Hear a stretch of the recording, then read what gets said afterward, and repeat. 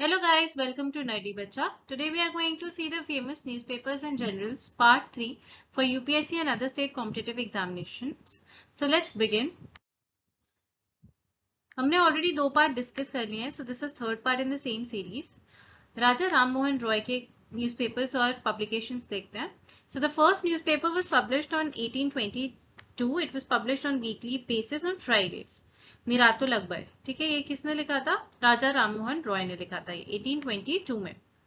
Sambad Kaumdi 1819. Sambad Kaumdi was a Bengali weekly newspaper published from Kolkata in the first half of the 19th century by Raja Ram Mohan Roy.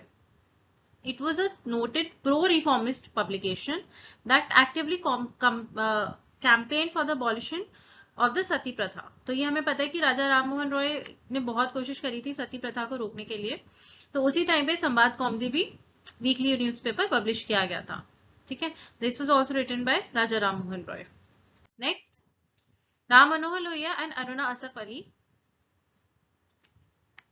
Book लिखी थी the wheels of history. This was written by Raja Ram Manohar Lohia and he edited Inquilab which was a Congress monthly.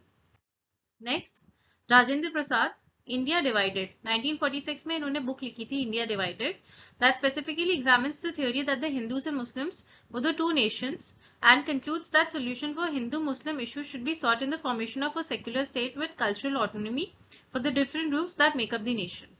ठीक है, ये भी UPPCS के prelims में आ चुका है क्वेश्चन. ठीक है.